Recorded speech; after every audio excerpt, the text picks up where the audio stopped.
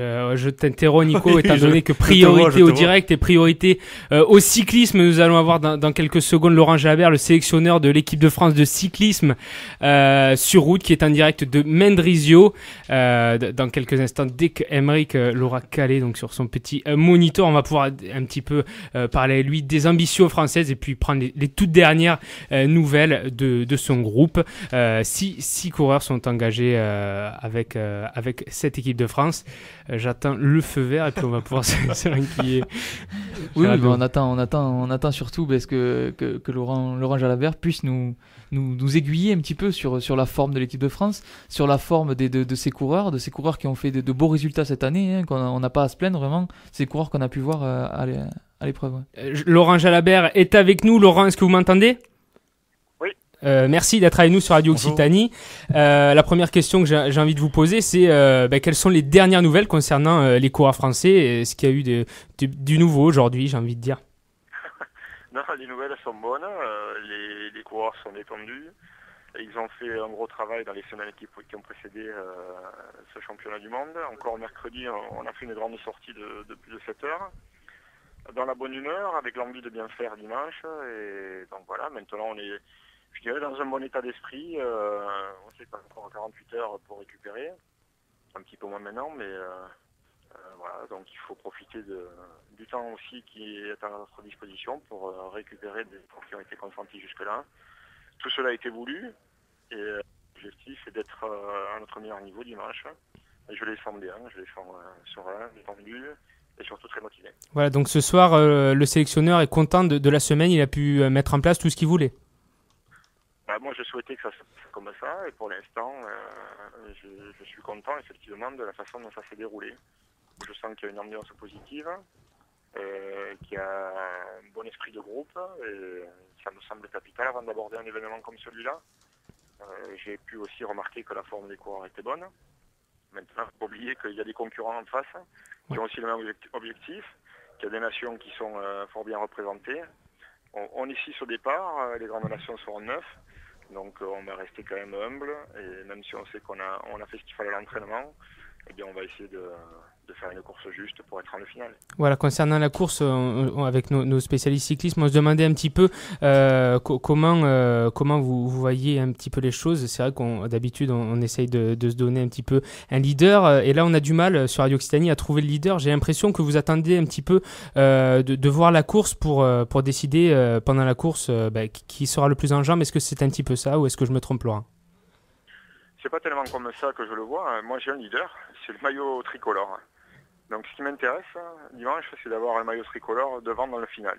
D'accord. Il y a des garçons qui ont un gros potentiel, mais il n'y en a aucun qui donne la garantie aujourd'hui de jouer gagnant à tous les coups. D'accord. Donc je sacrifie les autres pour un leader hypothétique. En revanche, on sera en liaison directe tour après tour, au fil des kilomètres, et je suivrai l'évolution donc de la fatigue des uns et des autres. Mais je pense qu'on en a plusieurs capables d'être là dans les 3 derniers tours, capables d'aller dans les échappées. Et ensuite, ce sera des situations tactiques qui, j'espère, nous seront favorables. Mais les garçons qui sont là sont des garçons qui vont bien sur les courses en circuit, qui sont des habitués de championnat, qui sont décomplexés parce que voilà, ils ont bien fait les choses jusqu'à présent, ils sont détendus. Et ils ont une grande envie de bien faire. Et puis visiblement entre eux, la mayonnaise a bien pris aussi. Il y a un bon état d'esprit. On sent bien l'esprit de l'équipe de France qui s'est mis en place. Et donc je ne suis pas inquiet. C'est pas la peur de choisir. Je ne sais pas pourquoi je m'enfermerai dans un choix unique alors que j'ai la chance d'avoir 6 coureurs capables d'aller jusqu'au bout. Voilà, donc le parcours difficile, c'est bien ça, Laurent, vous l'avez reconnu. Le parcours est très dur, effectivement. Il sera nerveux, usant. Et il va impliquer que les coureurs, pour être meilleurs dans le final, vont devoir rouler au maximum dans les 50 premiers. Parce qu'à l'arrière, ça va être une course d'usure. On va assister à une élimination par l'arrière. Donc il sera important de rouler devant et d'économiser les forces. C'est des championnats, ça se roule à l'économie. Et puis finalement, c'est comme si vous partiez à la chasse avec une cartouche dans le fusil. D'accord. Il ne faut pas se tromper, quoi. Et c'est le moment de mettre le coup de feu.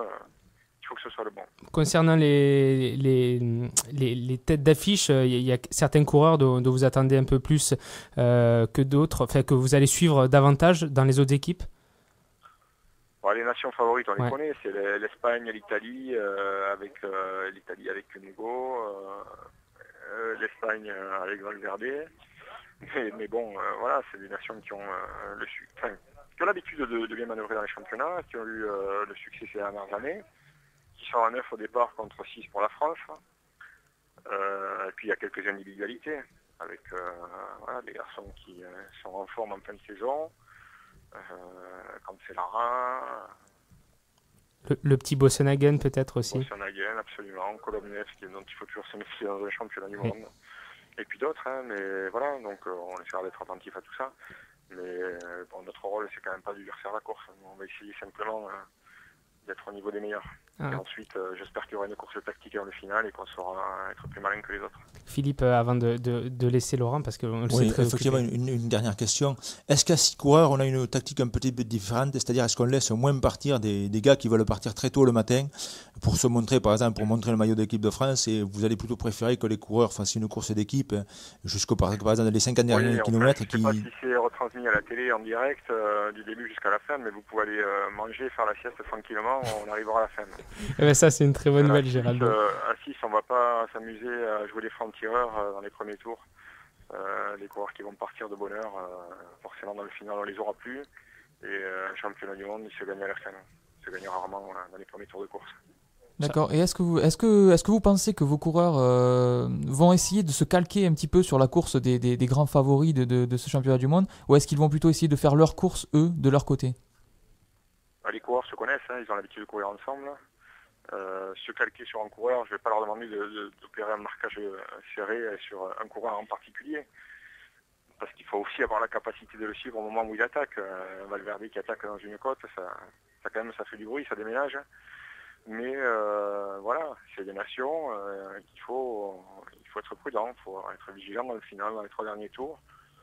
J'ai envie de vous dire qu'une échappée qui part sans nous, c'est une échappée qui est dangereuse pour nous. Aymeric, très vite alors.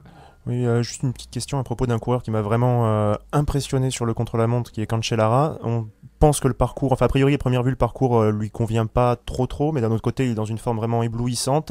Il est à domicile, alors vraiment vu le contre-la-montre qu'il a fait, j'aurais souhaité avoir votre sentiment personnel sur ce coureur, sur ce qu'il peut faire sur la course en ligne.